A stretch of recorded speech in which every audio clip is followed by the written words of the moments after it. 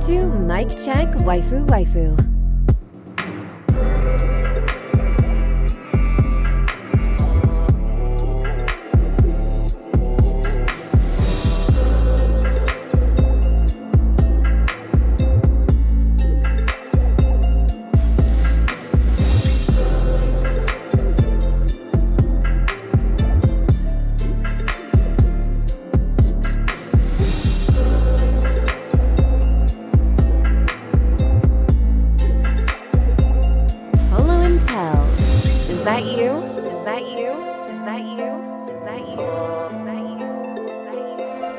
Mic check.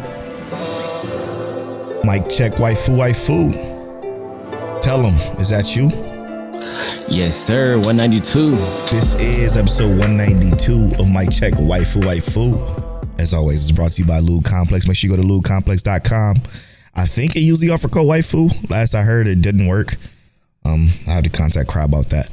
But use the offer code waifu to save on your entire cart. It's also brought to you by don'ttalkshop.com, and as well as the most important piece of this, patreon.com/miccheckwaifu. Make sure y'all go to patreon.com/miccheckwaifu and get early access to the video version of the podcast. Okay. Get access to the bonus podcast, the After Story podcast. Episode 57 just dropped, and it's all about breakups and social engineering. Fantastic episode. Another great episode of the After Story. Make sure you get access to that. Also, you get to watch along with Till. You get to read along with me soon. Okay, soon. I gotta wait till some of this content die down a little bit before I do the read along, but it's coming. I promise. I didn't forget. Shout out to you, Lobo. Yeah. Patreon is also brought to you by our producers. Shout out to the producers. Shout out to AB, Aaron Brown, Dre, the Go G, Johnny from Shogo Ha, Get the Pro, you got a Coach Podcast, and Shogo Ha. Sorry, I'm on one today. Shout out to Explicitly, Monique Williams, Nachi, and Saphir. Thank y'all for producing this. I'm keeping all this in, by the way. For producing this and many other episodes of the podcast. I promise you, we've been doing this for 192 episodes, and I still sometimes get tongue-tied. Probably because I've been gaming. Anyway. Yeah. How that wild hearts. Fucking great. Anyway, let's save that. Let's save that. But I do want to discuss. Tell us how you feeling. I want to know how you doing. I'm good, bro. Well, I think I told you about my high protein, slight calorie deficit diet, so I can keep building my muscle mass and stuff like that for the upcoming participation in my competition. Yes, sir. It's coming out way better than I expected. Way better. That's what we like to hear. I didn't have any, other than my classes I took, I didn't have any prior assistance with this. So this is all based on my personal knowledge and what I've been doing. I mean, you are a personal trainer. That's true. But just because you're a personal trainer, there's some personal trainers out there who are ass-tastic. You know, the waist trainer sellers. Yeah. The CMOS sellers, yeah. Yeah, that shit. Yeah, go ahead and get over that. CMOS is fire too, by the way, though. CMOS is good, but, you know, ain't nothing a miracle drug to get you out of your weight gain or weight loss. That's a fact. Stuff. Except for this new thing they just passed, which we'll probably talk about that on After Story coming soon. But yeah, bro, I'm good, man. How you feeling, Polo? I'm great, man. I don't know why I'm in such a good mood today of all days, but I am. Been playing a lot of video games. Again, streaming still going well. Shout out to y'all over there at twitch.tv/PoloBornFly. We popping off. But I just been chilling, man. I really ain't got nothing to add other than I'm looking forward to this read along because I keep hearing, I keep thinking about it. You know what I mean? It's like in my mind. I love that. You know, and I can't wait to do it. It's like picking at you. It's exactly. It's definitely picking at me. So I'm looking forward to it. Yeah, it's like, Polo, go ahead and let's do it. Let's do it soon. TM. Other than that, yeah, I'm great, man. I want to get into this anime. Tell's bringing a special spicy type topic for us. It should be fun. But before we do that, as we always do, let's give our episodes of the week this week. Tell you first. I feel like I always go first in the episode of the week, but it's easy for me. I'm sorry, Rob J. While I entirely love you, same thing to you, Polo. I love you too. But Trigun had an amazing fucking episode, bro. Trigun. Yeah, Trigun had a great episode. It's great every week. It's great every week. Wasn't expecting that. Why you say it like that? Listen. I'm not gonna say, because you know how we have heat weeks every season, and this was one of those weeks where there was quite a few actual like really good episodes. Like, I'm not gonna say quite a few, but there's like 4 episodes that I thought were like on par with some high quality like stuff that we should have been seeing. But Trigun just hit it for me today. This week. Yeah, this week. Guys, you might be onto something, because Nier was fantastic. My God, was that episode, dude. Listen, this episode of Nier is not my episode of the week, but I will say that shit was so fire because of the level that this episode is based off of, was just like that. But this is probably the best video game adaptation anime I've ever seen in my life. It's so good. It's so fucking good. But I digress. The episode of the week is Angel Next Door. Spoils me rotten. I'm fucking shocked as hell. Like, Angel Next Door Spoils Me Rotten literally took steps, like huge leaps, not even just steps, leaps across the fucking progression plot. Like, I just love what it did. It was so powerful. At this point, they might as well say, like, I love you. You know what I'm saying? Spoiler alert. But we're not there yet, obviously. But listen, Eminence and Shadows finale was so fire, and I'm so shocked that you said Trigun over this finale, because this finale had everything you love. Incredible sound design. The fight was some of the best fighting I've seen in Eminence and Shadows since the shit dropped. Way better than Trigun had this week. Like, the fighting was so good. Like, the silent step he was using, fucking no music, no noise, and he was just moving behind her. Like, it was just an incredible, and we're gonna talk about that in the spoiler half of the show, because we have to talk about the finale of Eminence and Shadow this week. I actually have a very specific reason why Eminence and Shadow wasn't my episode of the week, but You're drunk. About that when we get there. You're drunk, because every piece of it, every piece of that episode was fire to me. It was so fire, and I can't wait to talk about it, because I need to know. I need to know what the fuck is going on with you, because it had everything Tell loves, and I'm really confused. Everything Tell loves, everything, except for what I wanted. Okay, we'll see, because it had what I wanted. But Angel Next Door is it. Definitely my episode of the week, easily. Rob J. Rob J was right. Yeah, he was definitely right. Anything to spotlight? Let me find a show to spotlight. I do want to spotlight something, man. Something that needs some love this week, because we just gave it to quite a few. Because I was gonna say, I got what I want to spotlight. Okay, go ahead. It's a slice of life. I've talked about it before, but it's Tomo-chan is a girl. Okay. Episode this week, we got a lot of introspection, and it was more about our main character Junichiro, who basically more or less we get that backstory on when they were a kid and he first met Tomo, and how he essentially, when he first met Tomo, he had no idea that this was a girl, and was like, why do I feel this way about this person? Ain't no way, this ain't right. But he met Tomo-chan, and Tomo-chan was just like exactly who she is now. But he was from mainland Japan in Tokyo, right? So for him, he is like raised in the city, spoiled, always had money. They even come here, same kind of scenario where they have money. You know, they're just a little bit different than everybody else. He gets treated like someone entirely different in this landscape of where they are.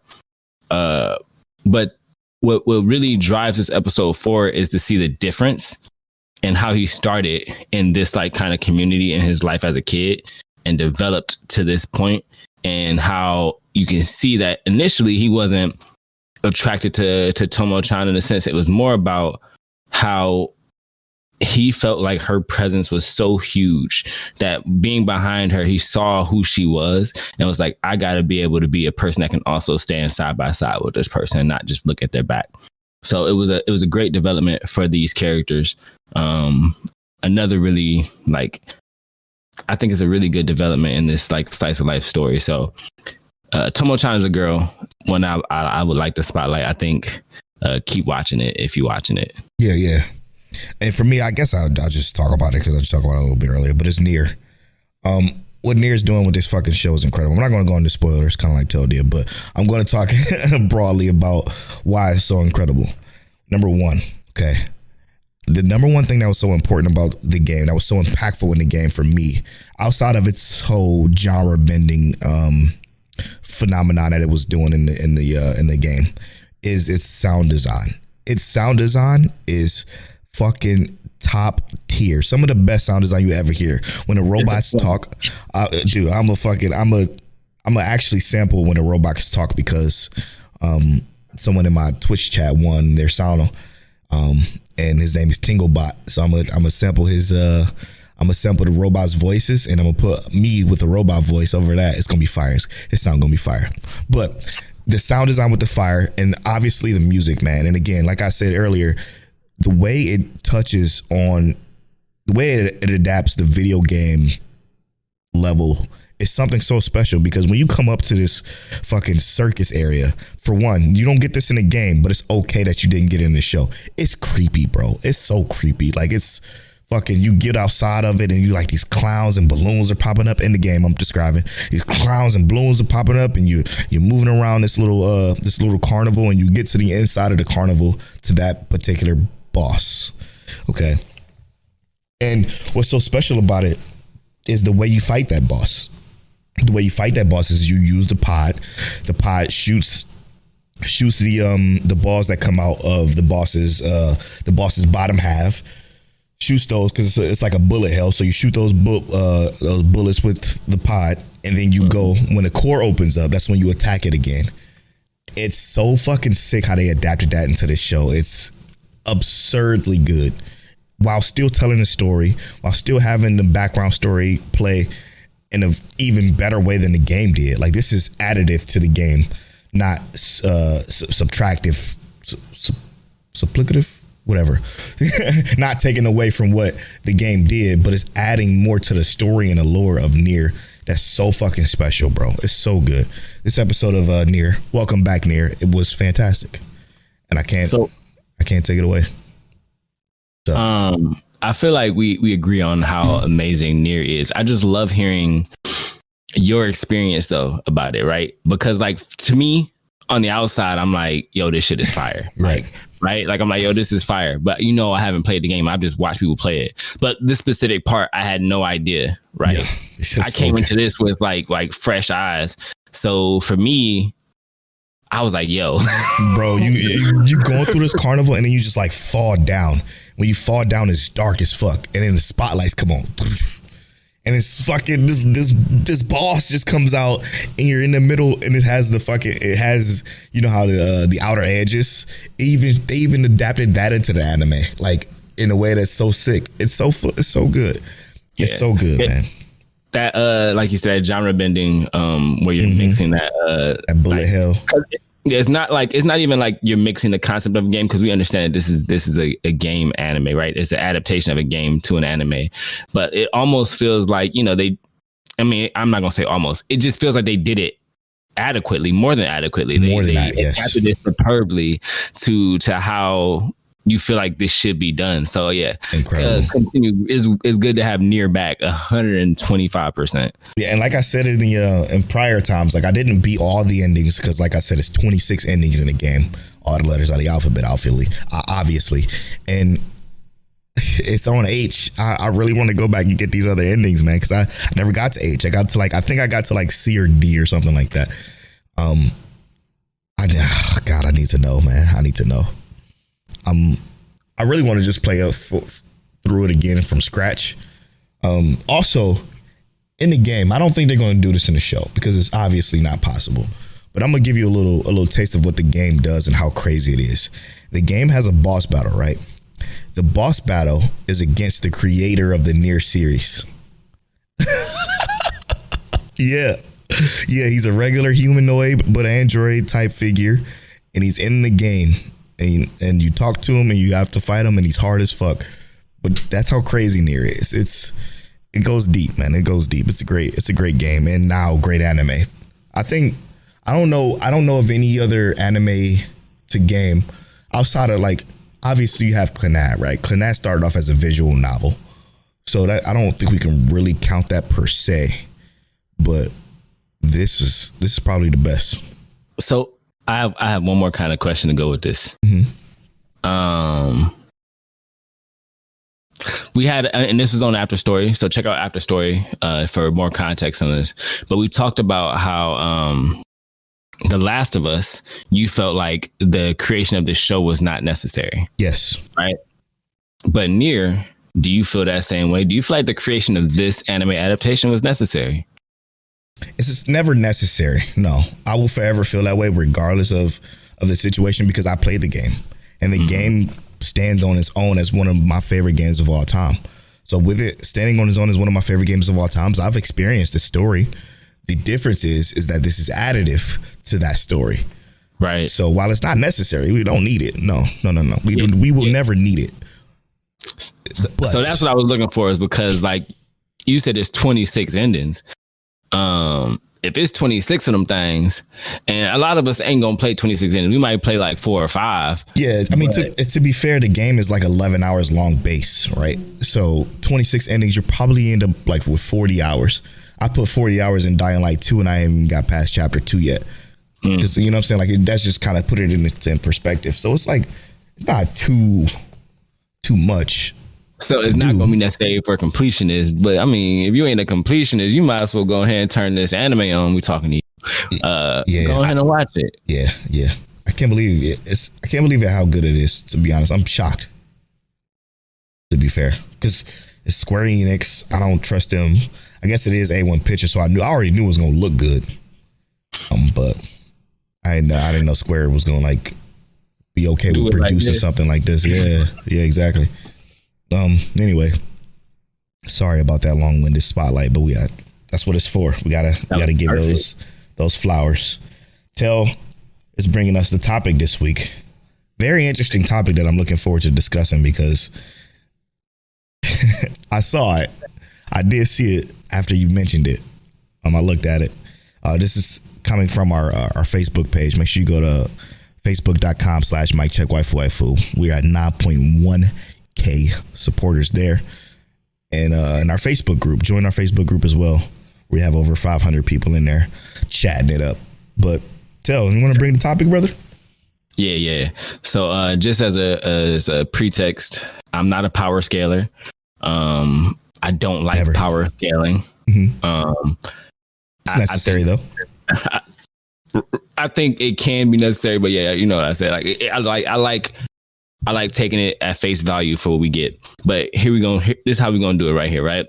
In the Facebook group, we got a post share with us, right? It's a picture of Gohan and Broly.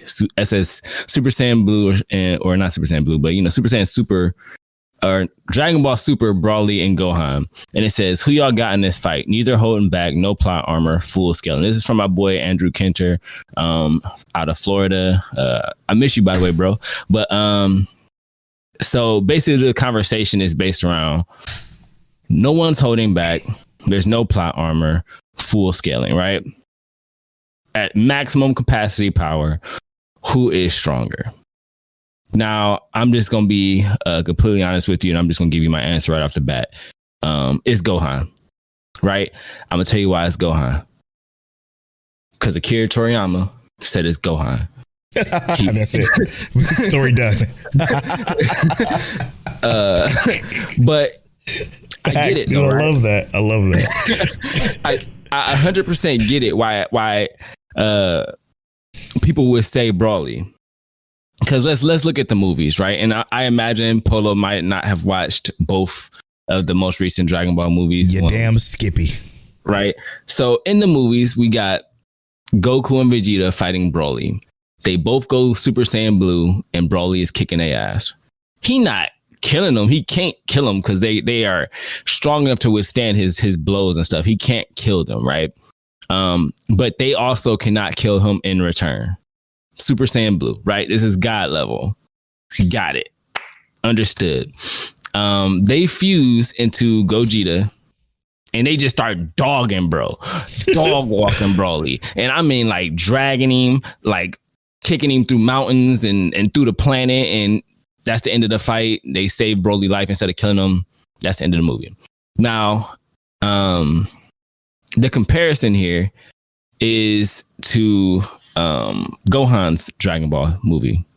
In Gohan's Dragon Ball movie, he fights a new version of Cell. This is Cell Max. Cell Max is just like perfect Cell. He was made to be stronger than Goku. Cell Max is made to be stronger than Goku right now. Super Saiyan God Goku, Cell Max was created to be stronger than him. Cell Max without a mind is as strong as Broly. Cell Max is going ham, as strong as Broly. That is stated by Akira Toriyama, the creator of Dragon Ball. The creator of Dragon Ball. Then Cell Max with a mind is equal to the new form of Gohan, which is called Gohan Beast Mode or Gohan Beast, where he unlocks his full potential. So right now, as it stands, the strongest person in the Dragon Ball galaxy or universe as we know it is the ultimate Gohan Beast form, right? Nothing above it, because as it was supposed to be 25 years ago. Right. Akira Toriyama said that he also talked about how excited he was to have this new form because it brought back his original image of what he wanted the show to be like, who he wanted to be the strongest, right? Now, I get it. Power scaling, you're looking at Gogeta kick the shit out of Broly. Broly survived getting the shit kicked in, but we're also looking at the fact that a whole being that was made to be stronger than Goku, who is the strongest in that universe, someone had to stand up and mop him. And the person that mopped him was Gohan. Boom. I don't understand the idea of power scaling when it comes to like I get if there's no definitive answer, power scaling makes sense. But the definitive answer is right there. And I don't like debating nonsense. And I felt like this could have been a very easy debate of me descending into like paying too much attention to nonsense when the answer is, like I said, Akira Toriyama said Beast Gohan is the strongest. So I do want to get Polo's perspective on this though, because I hate to say that I feel like he's going to be on my side on this. I would love if he played devil's advocate, but like, how do you feel about this, bro? I'm not an idiot. How can I play devil's advocate to something that's clearly stated? For one, Dragon Ball Z is fucking stupid. It's fucking dumb. It's the dumbest shit ever. So when you come talking about power scaling of Dragon Ball Z, there is no way that no one in God's green earth, other than the creator himself, would know who's stronger than who and when they're stronger than that. Like nobody would know, but nobody knows. You're just giving your baseless opinion on something that you think and want to be the case. It's not what it is in the Dragon Ball Z world in this particular instance, because the fucking creator said what it was. So with that being said, the actual topic is what, Till? So what I wanted to expand this topic into is the idea of the creator versus the fandom, or canon versus the fans' head canon or hopes, right? Yes. Now, hear me out. What a great one. Because the reality of this whole thing is that fans are always going to have an idea as to where they want something to go. Always. And Dragon Ball obviously is a huge cautionary tale to this, right? Mm-hmm. Because Dragon Ball would have been over years ago. But us here in America, we fell in love with Goku. And let's not say all of us, but we fell in love with Goku. Right? No, the royal we. Right. So we fell in love with Goku. Akira Toriyama was like, well, Shonen Jump was like, yo, come on, man. You can't drop the ball on this. Is money, bro. This is money. This is cake. The Americans is stupid. We tired of Goku over here, but give us Goku. And they keep giving us Goku. They feed us Goku. Give us more and more.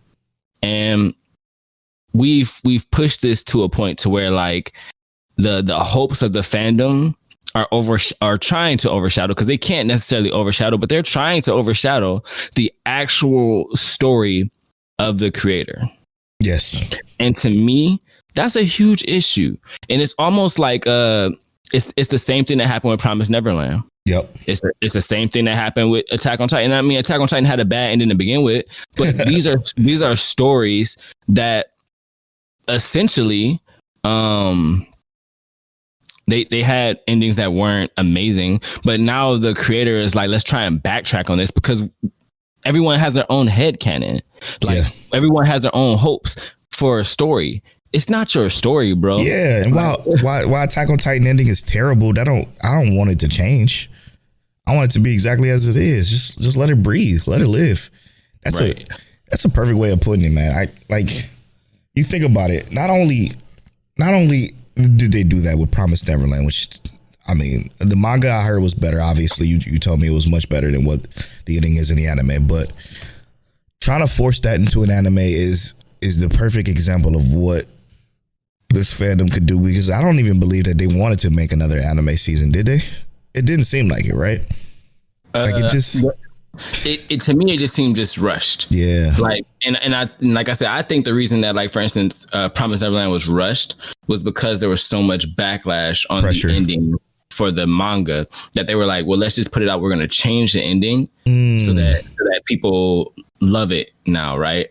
And they changed the ending, and it was worse. It's like, it's almost like what the fans want is worse than what the creator had in mind. That's crazy. That's crazy, because I can guarantee you what the end of Attack on Titan will be in the fans' head is way worse than what we got. And what we got ain't great. Don't get me wrong. I'm not a fan of what it is right now, but it's still it's over, and I'm good with it. You know what I'm saying? I'm good with it in the sense of it can be done. You know, I don't need any more. Right. You know what this reminds me of, and what this brings me to, since we're on this whole shonen kick, which we rarely dive down, which is kind of fun. It's kind of fun to be down here a little bit, you know, with everyone else. But I think about Boruto, right? And I feel like that shit should have never been created. I don't think it was his intention to keep it going like this. While it's a brilliant idea for sake of money and continuing the world of Naruto, like it could work, but I just don't think it's working now, because look at what we're getting, man. I don't understand. Like, and in the first half of Boruto wasn't even the creator, so it was like I don't get why we had to do this. I'm so sad about Boruto because of the potential, man. I got who I wanted in the ships. You know, the ships worked out. You know what I'm saying? In my own fan headcanon, you know what I'm saying? But in my own fan headcanon, it was not Sasuke beating up velociraptors and Naruto fighting blobs of alien scientific monstrosities all the time. Like, it was not that, man. And I feel like we just need to let the creators be. And you know what's even better, right? The fact that you brought up Naruto/Boruto is even better, because Kishimoto, he also made Samurai 8, which is another series. It's a manga, but basically the manga did so bad because the fandom hated it that he didn't even finish the entire story. He just cut it short quick. Damn. And it's like, high key, if he had just written the whole book out and y'all at least got to the end, like, and that's kind of like what happened with what was that anime we watched with the AI last season, Love Flops. Okay. Sometimes the creator has intention behind what they're doing. And if you don't push past, and I'm not saying that everything's gonna be like that, because some things are just gonna be garbage, right? Some things are just gonna be trash. I'm raising my hand for those of you who can't see the video version, but I'm raising my hand. Boruto, I watched 255 episodes, still trash. Yeah, but like, let's look at this. This is a creator who is renowned for creating a series that was groundbreaking. 100%. And hated or love it, it was groundbreaking. And because you expected Samurai 8 to be more like Naruto, y'all hated it. Right. So now the creator didn't even get to divulge his full vision because so many fans had their own headcanon. And let's be real. We all fall into this space at some point with some things, right? Like it's gonna be like that regardless, right? Yeah. But it's almost like you gotta let it cook. You know, if I give you a steak and I just hit it on the grill and then flipped it off and then boom, it's been on the grill for 10 seconds. Your steak is not medium rare. It's high key still actually mooing. So I need you to go ahead and figure that out. So it's almost like why would you let them not give you a completed dish or a completed something before you start trying to throw in your 2 cents? And like I said, that goes so far because the creators are pressured by the fans. Yeah, and that's maybe it's a cultural thing because, like, for me, why does fandom completely dictate where shit go? Because the same thing with Bleach. Bleach was supposed to be done before its ending, like initial ending, right? Mm-hmm. I don't understand what people do to creators to make them completely U-turn. I can explain that part too, but I'm gonna let you keep cooking. And I also want to say that this is kind of like a version of the way it should be done. Okay, let me give you the perfect I guess the perfect best of both worlds in my personal opinion. This is the best of both worlds in my personal opinion. Okay, Clannad. All right, it's a series that has multiple routes it could have taken with its main characters, its main plot, and the choices he made with choosing who he wanted to be romantically involved with. The story was the story through and through. So you got 24, 25 episodes through and through. The story was the story A to B. Okay. But they had OVAs that were some of the best OVAs. Me and Lee was just talking about this right before we got here. Some of the best OVAs you will ever see. And they are must watches when you watch Clannad. You have to watch the OVAs as well, because what it did do is, because of those options or routes that people may have wanted to take when it came to who our main character was involved romantically with, they created an OVA episode of just that.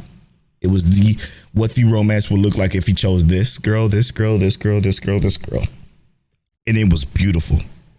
It was, you can, at a certain point, you can watch the show and you can stop, and I think it's specifically set up to where you can take the OVAs and plug and play them, and it could be the end of your series of Clannad if you wanted to. Your own headcanon, because these are all the girls. Like, these are all of them that you have to choose from. So whatever you thought would be the best for our main guy, you could have chose that and you could have ended it, right? You could have just stopped watching. It could have ended perfectly fine. Perfectly fine with that. And I think that's the way you could do it. Now, as far as shonen goes, I think that's virtually impossible to do. Right? Yeah. And I was even going to say, because like, it's 8 billion of us on this planet, bro. And probably let's just throw out a wild number and say like it's at least 80 million of us that watch anime, right? That's probably a low ball still. True. But let's say it's 80 million of us that watch anime. Now, 80 million of us don't watch the same anime, but no matter what you do, there's gonna be someone not satisfied. Someone gonna make their own head canon. They're gonna fuck it up for the rest of us. But you are entirely right on that, though. You know. Especially with like Clannad, that the fact that they gave you that alternative to take that separate route and you could have your own head canon and just be done. That also is a beautiful philosophy. But then you look at different things and you kind of like, let's say we expand on it and go, because this is going to be essentially viewership, cultural, outside of everything, right? Because if we go to live TV shows, it has that same impact. And the reason that these shows take in what the fans want so much over like sometimes the creator is because you got brand deals, you know, commercial slots, commercial slots, finance and money. How stupid of me to forget about that. It's like if and we just had a fun joke about Balenciaga on After Story. Yeah, was that After Story or was that before we recorded? It was Dolce Gabbana because I was telling you about these right. Balenciaga that I was looking at, but it's like Dolce Gabbana and Balenciaga, right? Check out After Story. We was talking about these brands, right? And the reality is this: brands go where the money is, and the view is money. Right. And I don't know if you've seen like Keith Lee on TikTok, sure. but Keith Lee is a food reviewer, and even him, he been blowing up. And it's like the brands want to give him money because that's where, that's where, people are coming from. They're coming from him. Yeah. But the reality is that like, that's what brands are going to do. They're going to they're not going to say go to the creator, because if someone else had an idea, but Keith Lee is the one that made it famous, they're going to go to Keith Lee because that's where the money is, so that he can try and, drive that funnel towards them. And essentially that's where this creator versus fandom thing comes from, because like, it's almost like the fandom can be a detriment to the creator of the show or whatever they love. That's true. You are actually making it harder for the person who makes exactly what you love to continue making what you started loving in the beginning. Yeah. They have to change the entire dynamic and output of what they created because the fandom is so engaged and they want to see a specific outcome.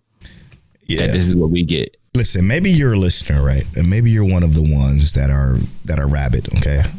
That are so gung-ho about your anime, your Black Clovers, your JoJo's Bizarre, just a bizarre show, or your whatever you're a fan of. Maybe you're just like super gung-ho about Attack on Titan, and like, dude, nobody says it better than Rob J on Twitter. People are gonna love what they love, and they're gonna not like what they don't like. Just let them live, man. Let them fucking live, dude. Like, cause ain't no way somebody's gonna death threat me into changing my views on anything, or even say my opinion sucks, or I got terrible taste. You know how much of a fucks I give about that? 2? 0. Oh, that's the answer is 0. None. I don't care. You know what I'm saying? Like, it doesn't mean shit to me. I'm sorry. You feel that way. Don't listen. But still listen. Actually, please listen. I'm okay with you listening to my terrible taste if that's the case. Right. But like, and that's why my brain goes to the normie side of things. I'm like, but why care? But then you kind of hit the nail right on the head because the fucking money. Moral of the story. Let's kind of solidify this in a topic where we can kind of put a cap on, okay? Because this is very interesting to me. And to be honest, when you brought this to me, I was like, oh, this is a fucking Dragon Ball Z topic. I don't give a fuck about Dragon Ball Z at all. But it's so interesting to think that somebody, to put a cap on it, somebody tried to debate you about something the creator said. How you gonna tell me I don't know about that when you don't even know about that? You've just been told from the creator of the entire thing. So with that being said, I think we need to do is just take a step back and stop making anime our personalities, okay? Don't make anime your personality. Just make it, a hobby that you enjoy. Man. Wow. That's all. That's where that's where my cap is. I was gonna say, is that the name of the episode? Anime is something you enjoy?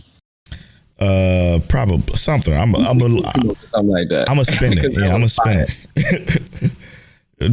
Don't make anime your personality or something shit like that. Mm-hmm. Anime is not a personality. There it is. And whatever. If it was, it ain't necessarily an attractive one. Whatever the case may be. What's your cap to this? Your moral of the story?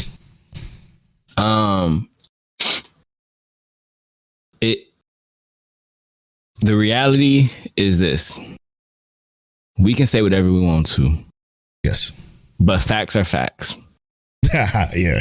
If the creator said it is, and then let it be until he changed his mind. That's the end of that. Don't change the mind of the creators, bro. That's just crazy to me, man. And that's what I'm saying.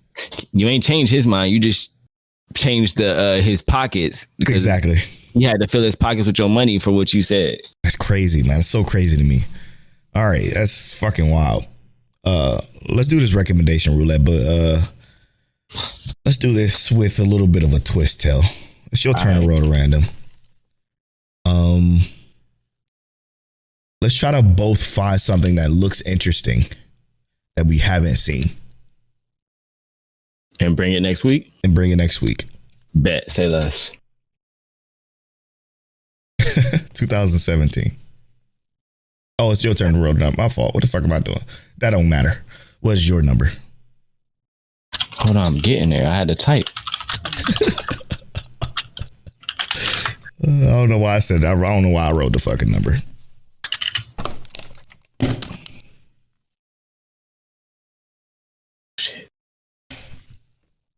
I put the 1 to 2022. It said 1,131. I was like, anime ain't exist yet. Oh shit, that's gonna be bad. 2019. Dude, didn't we just get 19 last week? I'm telling you, here, let's go back. We did. Let's go back. Let's do 2009. Let's do that. Okay. All right. That's a little bit different. Here we go. 2009. And let's even mix up a little bit more. Pick a number 1 through 4. Why? I'm not choosing anything random. I'm choosing something that looks interesting to me. I'm just gonna have you pick a season. Oh, to narrow it down? Yeah. 3. Okay. Winter, spring, summer season. You got summer season. Summer season? Okay. Yeah, and I'm just gonna do the season after that. Or we both do summer season. We'll both do summer season. Okay. Funny because in 2009 the Clannad OVAs came out. Let's go. That's hilarious. And that's when Polo's life changed. I'm gonna do this the Baka Monogatari. I ain't never seen it. Is that okay? Oh yeah, I love that series actually. Is it a particular order you're supposed to watch that in? Because I know it's like 18 of them. It's. Don't even worry about it. don't even worry about it. Okay. I am going to go with. Let me see. I actually feel like. Let's see, Garden of Sinners. Nah, I'm not gonna. That's a movie. Let me see here. Maybe I can help you out if you don't mind. Yeah, is there a slice of life in here you want me to watch? Because I'll take Pandora Heart. Let me find something for you. This is summer. Yeah. Because I only seen one I might choose so far. I seen Queen Blades already. Queen Blades is definitely not a slice of life. I know. Corpse Princess? No, that's a special. I mean, if I choose that one, I'll do the whole thing. Because I haven't seen Corpse Princess at all. Yeah, it's not a lot of good stuff here. Yeah, you got the best thing this season other than Full Metal Alchemist. True. All right, I'm going to go with, I've seen Summer Wars already. You know what though? Hear me out. What was that driving anime? It wasn't Redline, right? No, it was Initial D. Initial D. How about this? I'm just gonna take Initial D. Okay, the first season of Initial D? Yeah, I'm gonna watch Initial D. All right, that's a promise, bruh. It's a promise because I've been telling you I was gonna watch it. There it is. There it is. Oh man, I am very happy with that. Oh man, because you watching something that I like, so I mean, I figure that's only fair. I can't believe it's 82%. I've never seen it before. That's wild. All right, so let's talk about what we're gonna talk about during this break. What we're talking about during this break is My Hero, obviously. That's first. The episode of My Hero we're talking about is episode 20. Second thing we're talking about is Angel Next Door Spoils Me Rotten. Okay, that's episode 7 that we're talking about. Can't wait to talk about that. Then after that, we talk about the season finale of Eminence and Shadow. I really gotta hear what Till got to say about that. So we'll be right back after this.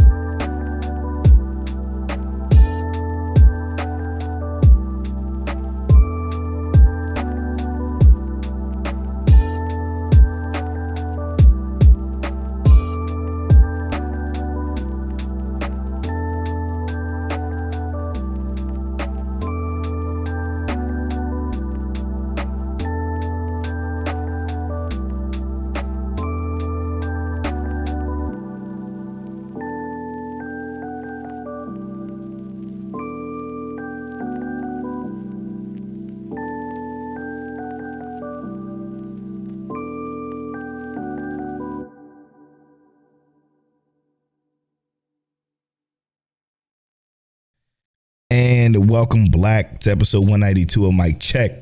Waifu. Hold on, sorry. Go. Pull up the bars. We are back to spoil My Hero First, episode 20. Yeah. Great episode again. Great episode again. Yo, is this Polo season? This is my Polo season of My Hero right here. This is like the 15th episode in a row you said was good. It's so good, dude. It's so good. Because it's like the perfect amount of this and that. Does that make sense? It makes sense to me. Okay. The perfect amount of where I want to go, how do I want to do this? The perfect amount of this. Deku moving and grooving and giving us a little bit more context in this other quirks and stuff. Now we got the other two finally going to get involved in shit. And then we got him just saving that really hot monstrosity thing. I don't know why she was so cute. I don't know what the she was meant to be cute. Okay. She was so cute. Like a rabbit shark. All right, whatever it was, I'm cool with it. I'm cool with it. And then we slide into Endeavor, get a little bit more talking to Endeavor and shit is going on in the city while they playing they're playing the Midnight Suns role, funny enough. And, and if you don't know Midnight Suns, it's a Marvel team with like Blade, Moon Knight. It's a comic book Marvel team that's like the Avengers, but they street level crimes. They have like Daredevil and Ghost Rider and Spider-Man in it. It's like the smaller folk. But while they doing that and they're trying to find, and we're getting context into what their plan is, all at the same time this is all happening. Perfect amount of like flashback and context and story. Just a perfect amount. And then you get towards the end with Lady Nagant and she fucking pop off. I'm like, wait, I need to know a little bit more about her. As soon as I said that, we go into her coming out of the jail and who she is and what she's done and what she's doing. Now she got the airwalk from old boy that Deku fought 2 seasons ago. I think that was. It was so good. This episode was so good. It had everything you want in it. And in it, what they did so well was the cliffhanger was so perfectly, the amount of, it was like a little seasoning. It was so perfect. The way it just was like, okay, go to the backstory and then dive back into Lady Nagant. And she got the airwalk. And then boom, goes into the next episode. I didn't even see what's happening in the next episode, the next time part. Because I didn't even look either. I don't want to see it. I want to just see it. You know what I'm saying? Like, I just want to see it. Exactly. And I think that's going to be special. It's so fucking they did fire. This episode so well to me. To me, the delivery in this episode was on point. Like the way that they introduced Lady Nagant and her story, and even her questioning, because she knew, I used to come after you, bro. Right. And I used to come after you. Why am I the one that's getting treated different? She's like, and what he says is like, you actually killed one of your fellow heroes, and I need someone like you. And it's like, I still hated his part though. Of course, he's always trash. Yeah, he's trash. But like to see that. Hold on, sorry to interrupt. He's trash in a way that not like a villain trash. He's just a trash character. I just wanted to make sure I clarify that. No, I mean, I understood. I don't know about no man. I want to make sure they know. They were Polo man. My fault.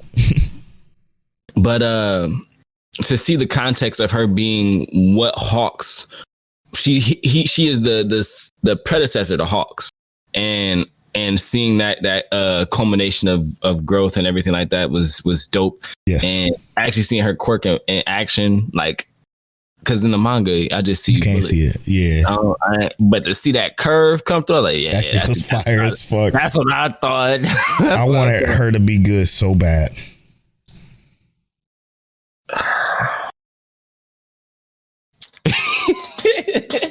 Why? You want her to be good?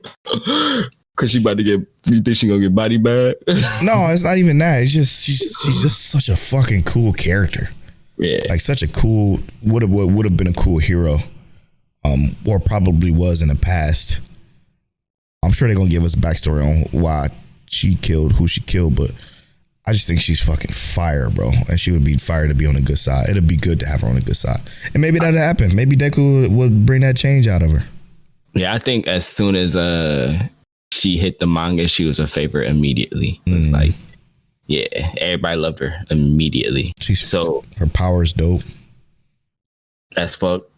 And I think that she got 2 is also wild because that means she about to be stepping on them. Okay, good luck with that though. All in all, man, this season has been so, again, minus the 2 episodes that needed to be flipped, so perfect as far for what My Hero is, right? I'm not gonna call it a perfect season or perfect anime, right? It's 10 out of 10 for us as masterpieces, and very select few, i.e. 2, that are masterpieces to us. But this season has been fucking phenomenal, man. It's phenomenal. Like an 8 for you this season? Come on, man. Don't even disrespect me like that. Easily in a 9 somewhere in the points. I'm trying to make sure. I'm just trying to see what somewhere in there, My Hero is, because I mean, the phenomenal for My Hero could be like an 8.8. Valid. It depends on what the scale. It ain't bad.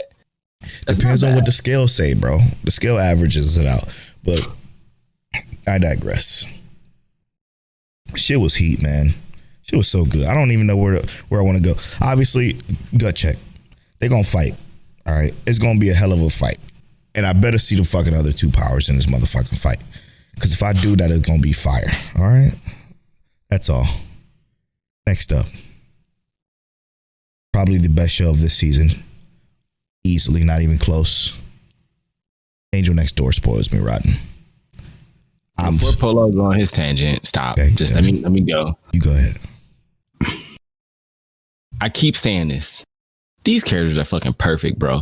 Oh my God. And we knew this backstory was coming. We knew it was coming, bro. Bro, we both said that this is exactly what it had to be.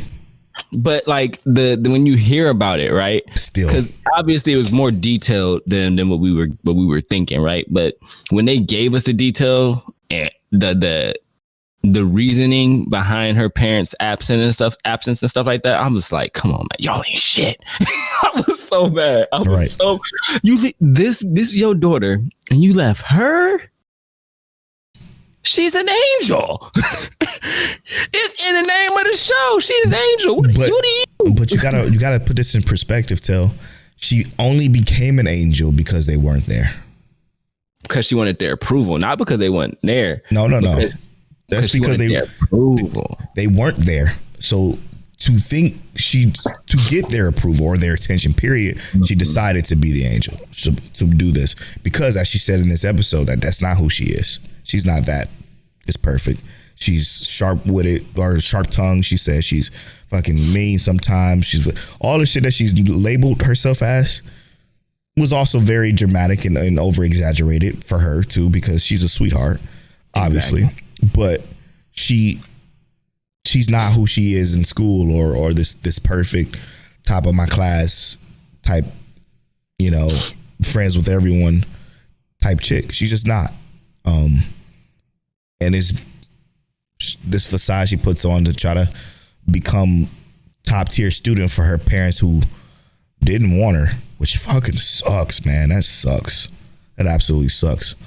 And the way she's called herself a mistake, she said she made a mistake. And and it explained her sitting on a swing.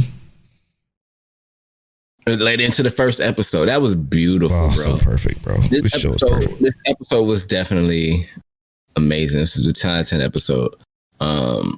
And I mean, there's just so much. So to me, this episode really pushed the agenda that I talked about before, that the fact that it's not just that she's the angel next door, but it's also he is her angel next door that's spoiling her rotten. And it's because she deserves to be spoiled, bro. Yes. She has been going through it. And this is what she has deserved the entire time, and we just didn't know it yet. This everything that people say that, like when they talked about how she doesn't show anyone her imperfections, everyone else around her just sees this perfect angel. And the only person who has the ability to see what kind of imperfections, what kind of flaws or anything from her is our main guy, Amine. Yeah. And man, when he said, how do I not fall for you after this, when we kind of had those moments? Yeah, in his monologue, fuck, bro. I was like, yep. This is it. Because I fell for her. I'm in love. This is where we at. I'm just in love, bro. It's so what's so clean about it is that, like, not only did the overarching story progress. What is the overarching story? It's these two in their relationship, right? But not only did we get backstory, which is, even though we knew it was coming, very predictable, still was impactful, okay? Not only was it still impactful, what it did to their relationship is push it so far forward with exactly what you said. How do I not fall for you at the end of this episode, like he said? Because everything, she's just fucking spilling it. She's just letting it fucking go. Like, I'm so glad to be with you. I'm so glad that I'm next to you. I'm so glad I'm here with you. There's so much shit that she's just fucking throwing out where it just might as well be, I love you. Mm-hmm. You know what I'm saying? You understand what I'm saying? It's like, it was so powerful and so good and so well done. And both of them are just like, oh God, even when he was at her door, sorry to kind of go all over the place and jump around, but I just love the show so much. Even when he was at her door talking to her, like, I want you to stay with me. She said, no, I don't. It's fine. I'll handle this. I'll take care of it. No, I want you to stay with me. It's not you imposing me. I want you here with me type. Oh God, it was so good. Everything was so good. I can't undercut it enough. It was the perfect. This might be the perfect anime. Perfect slice of life. It's hard to find one focal point for this. And that's also another thing that makes it amazing, because it's like, it's normally for an anime, especially for something that's so impactful like this, it's very easy to say this is the focal point. But they have so many moments that are imperative to their characters themselves that, yeah, the relationship with her parents was a focal point, but it's only one of multiple different focal points, you know? Mm-hmm. Like, even his best friend. Yeah, the best friends coming over, yeah, and his couple, and you know, his girlfriend coming over, and like how they were talking and stuff. That's another focal point. When we discuss how she interacts at school and stuff like that, that's a focal point. For me, I ain't gonna cap to you. When she talked about when he asked how's the bear, and she's like, oh yeah, I groom him every day, clean him, and everything like this, and you know, I sleep with him every night, and then she gets nervous. To me, that was a declaration of how much she cares about something because he gave it to her. That's another focal point for me, bro. I feel like this whole anime, this whole episode was a bunch of focal points about the development and where the progression of the relationship has gotten to. Yeah. And it's what happened. And I think the best part about the show, and I think everybody would agree with me on this one, the best part about the show is the natural buildup of emotions being revealed slowly over the course of each episode. Each episode, the emotions grow more and more and more, and not in a slow, stagnant, on board kind of way, but in a way that's like, oh shit, it's getting deeper. Like, if you're binging this show, you are in for the biggest treat of your fucking life, because it's just gonna feel and flow so naturally that you're not gonna miss a beat, and it'll probably be the best show you've ever watched. If you're okay with it being a slice of life. Mm-hmm. It's just that damn good. Easy. So damn good. It's so damn good. Easily. Let's give a gut check here. My gut check is next episode, I'm crying. It almost got me this time. I'm not gonna hold you.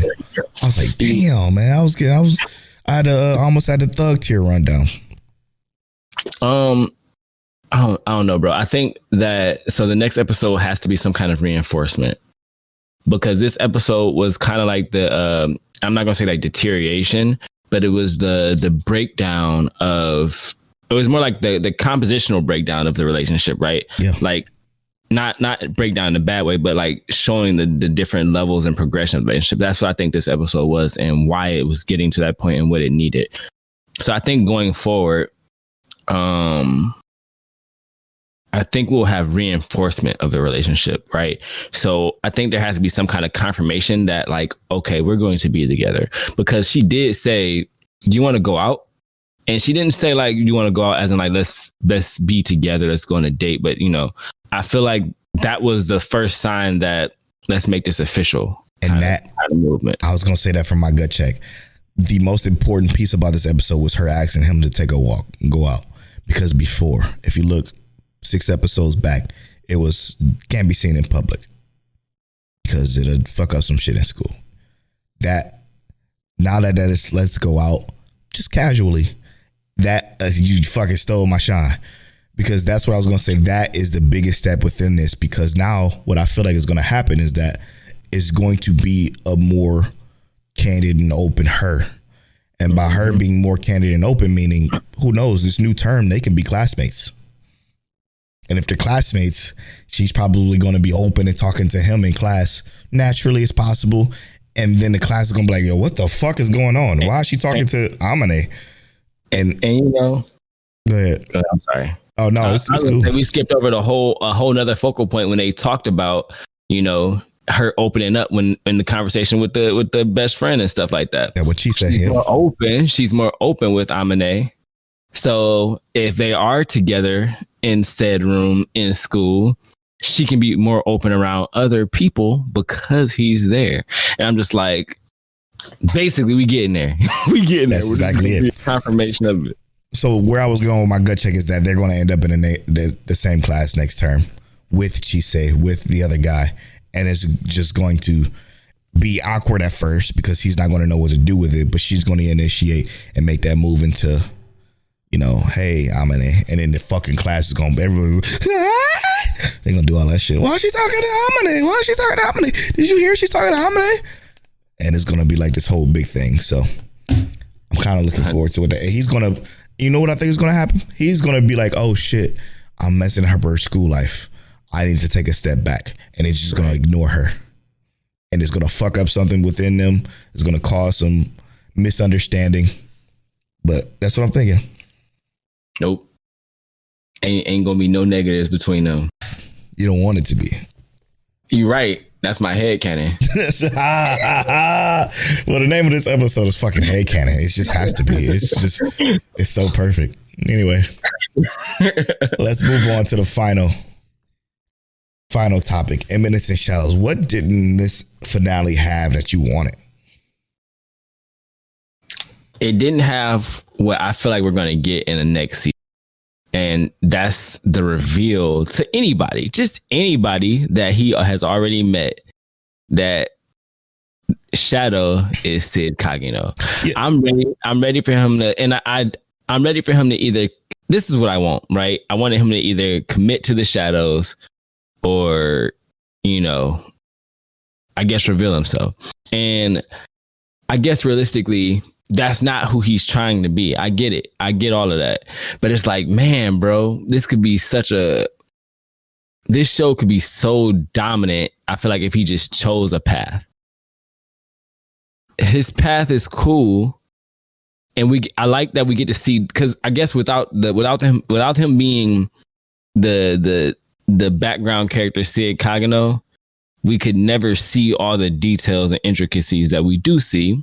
So that's a fair expectation. But if he were Sid Kageno, like I'm Shadow and I'm always Shadow, I feel like that would just be crazy ridiculous. But hear me out, bro. That defeats what the show is. You're right. And what I'm saying is that to me, this episode was 80% of what I loved, like what I wanted. But it was 100% fire. Like, I love the entire episode. I didn't say once I didn't love this episode. This episode was phenomenal. It was a phenomenal finale. Like, I love this shit. This was everything that I wanted in an anime episode. Just not everything I wanted out of this anime episode. Bro, listen. When I tell you this had everything possible that I entirely wanted. I wanted the princess to join Shadow Garden. Mm-hmm. She joined fucking Shadow Garden. What you said is six. Well, yep. What you said is she's probably gonna know who Sid is because now she's in Shadow Garden. There's no questions about it. But she's gonna have to move different and try to and kind of keep it cool. All right. But not only that, I mentioned it last week. I think it was last week or 2 weeks ago. We finally got the girl with the red hair back. She has been obsessive about trying to kill Shadow because Shadow killed who she thought was her only parent figure left. And you said that last week, and when I saw it, I was like, "Let's go!" Like that's exactly what we were saying. When is she gonna come back? You said it last week, and it was so fire that even that, like, what was it, 8 seconds of her was amazing for me because it was like the fact that she's not perfect. Forgotten. She's still gonna be there, so that was great. And then again, the final thing was most of it was the fight. Was the fight between two of the strongest that they have, or it's two of the strongest that we've seen in the verse so far. Mm-hmm. And that's the other princess and the fucking Beatrice, the sword goddess. And he fucking popped off on both of them like it's nothing. Like it's nothing. Like he fucking silent walked on Beatrice. It's like, oh my, the way the fucking sound design. Yes. The rain stopped. And this is the first time you ever hear me say this. They basically took a picture and then drew another picture, drew the background of the picture and the background with his foot in there. And then they moved that picture out the way. That's all they did. It wasn't animated. He just disappeared. And it was like, quiet. And he disappeared. And he was behind her. It was so fucking sick the way he was moving and grooving. The princess had a fucking mithril sword, mithril relic sword. Artifact, yep. Couldn't do shit with him. Couldn't touch him. Didn't even hit him once. Well, she hit him into the wall, but he wanted that to happen so he can get the tongs and try to fight with that. Like, everything was so fucking well done, man. It was so fucking well done that it was unbelievable how this, and like these last few episodes, which were decent, amounted to this. So let's look at this though. Like Polo said, bro was fighting the best swordsman that they know of in the verse. The best swordsman in the verse that they know of, the war goddess. And he was like, I'm gonna get knocked into this train or into this wall. I'm gonna come out with 2 crowbars and use them like tonfas. The weapons that he used in the very first episode. And he was so excited. I'm about to work, y'all. He's fighting a legendary artifact weapon, mithril weapon with crowbars and putting in work, decimating Insane, 2 of the strongest people we've ever seen. Now, he also said, and this is why I love this show as well, that like basically you're almost as good as us. Talking to Beatrix, your swordsmanship is almost as good as ours, meaning that you're not good enough to be part of Shadow Garden, just so you know. So we know for sure. Oh my God, we don't need everybody to show up. We know that Shadow is enough, but Alpha could show up, Beta could show up, Delta could show up, Epsilon could show up. Everybody can show up except for the one that don't fight. And it's a wrap. Yep, the one that owns the department store. Oh God, man, they're all so fire, bro. It's Eminence and Shadow, February 23rd. So 3 days from now, we'll be getting an announcement that's supposed to be happening on what's going on with Eminence. Obviously, it's going to be season 2. Mm-hmm. So we're going to find out when that is. But it's with this, the final episode turned out the way it was. I do think that the capstone made up for what I was kind of feeling in the middle. And what I was kind of feeling in the middle was that, like, we either need more shit to pop off or we need some more movement with Sid himself. Like, right, be Shadow more, or just make moves that you're actually aware of. I feel like he's more aware of the situation now than he has been. Now that he's seeing like Perv Ass Hat, which is still the fucking stupidest name. It's not, for comedic relief, it's not even funny. His name is Perv Ass Hat. Whatever. I hate it so much, but I digress.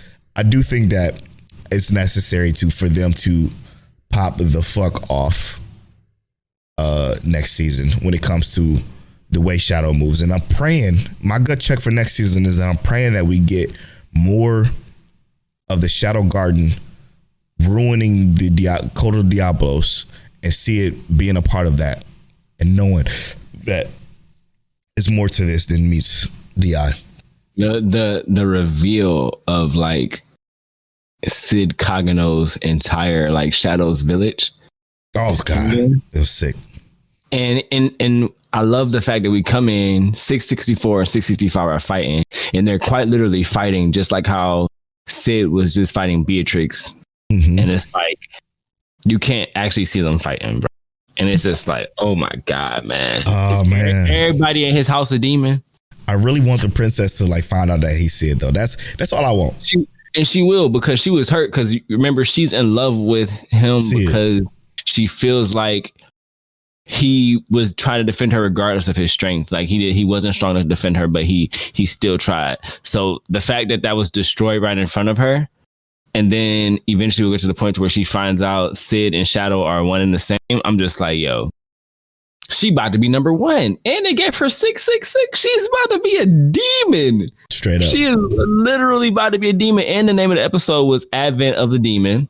Shadow. She joins 666. Just gonna be fire, bro. I can't wait to whatever it is. They gassing us up, bro. Definitely gassing us up. I'm Diesel. I'm looking forward to it more. Overall, my sleeper is fire. Maybe we'll give this a rating one day. Maybe let's give it time to settle and cool down. And we'll give it a ranking. but I'm very, very proud of it. Before we head out of here, little taste of what you think of Blue Lock in this most recent episode. Oh, I like this episode a lot, actually. Did you? I really, really did. But I think also I just like Bachira. I think that he is one of the most solid characters in the entirety of the show, but it's because he's the only constantly progressive character. So I do think this is a really good episode, and getting his story was good. But Blue Lock as a whole, I'm just tired of people hyping it for what it ain't. It's not what everybody is saying it is. But I did really enjoy this episode, but only because we got so much of Bachira. I like it because I like what Baru turned into. Oh yeah, him asking the questions to Isagi. That I liked. And what's crazy is that we saying these people names and don't ask us what it was 3 weeks ago because we couldn't tell you what their names were. I could have told you Bachira, but I don't know the main character name. I know Isagi. There you go, Isagi. Baro. I know Baro. I know him. Everybody I know Nagi and the redhead one. Fuck. Izagi, Nagi, Chidori? I thought Chidori? It's not Chidori. Chidori is the lightning blade move. I know, I'm saying it's not Chidori. That's on me. I made that mistake. Chigiri. Close. Yeah, I just hope it gets better. This next battle has to be like fucking. They got a 5-0 them or 5-1 them or something like that. Because when they do the back and forth and they try to leave us in suspense, and then they end up winning or they end up losing, like I'm tired of that. It's just been that same shit over and over and over. I want Isagi's crew to 5-0 them. But it's not gonna happen, bro. Bro, that'd be. But how sick would that? 1, 2, 3, and 14. But how sick would that be, though? Amazing. That'd be sick for the story. That'd be sick for the plot. That'd be sick for egos. That'd be sick for just an entire like flipping this anime on his head. It'd just be like, and they fucking moving, passing, borrowing, passing it, and fucking. This is what's about to happen. This episode, this game is gonna go 3 episodes, 20, 21, 22, and 23. You're probably right. And then we gonna be salty as fuck. And the episode 24 is gonna be the announcement of season 2 because it's definitely getting a season fucking 2. Unfortunate. Just wrap this shit up, please. Do we have to? I might not watch season 2. It depends. Do I have to keep up with my sleeper? I mean, I'll probably watch it. Just because I'm here now. We're invested at this point, right? Just because I'm here now, and because it's a sleeper, we had to watch it. So I'm here now. You know, I'm here now. I'm at Polo Borflano on social media. I'm at King Taliano on all social media. You can follow our social medias at Mic Check Waifu on Twitter, and at Mic Check Waifu on Instagram, Facebook, and TikTok. And as always, Mic Check.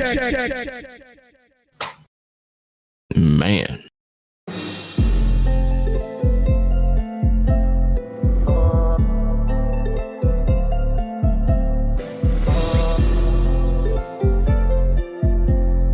You're now tuned into Mic Check Waifu Waifu.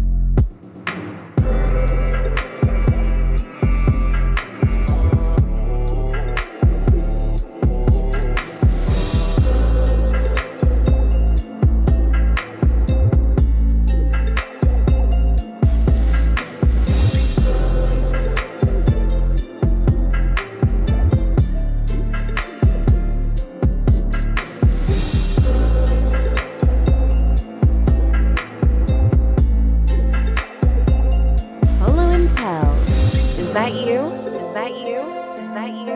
Is that you? Is that you?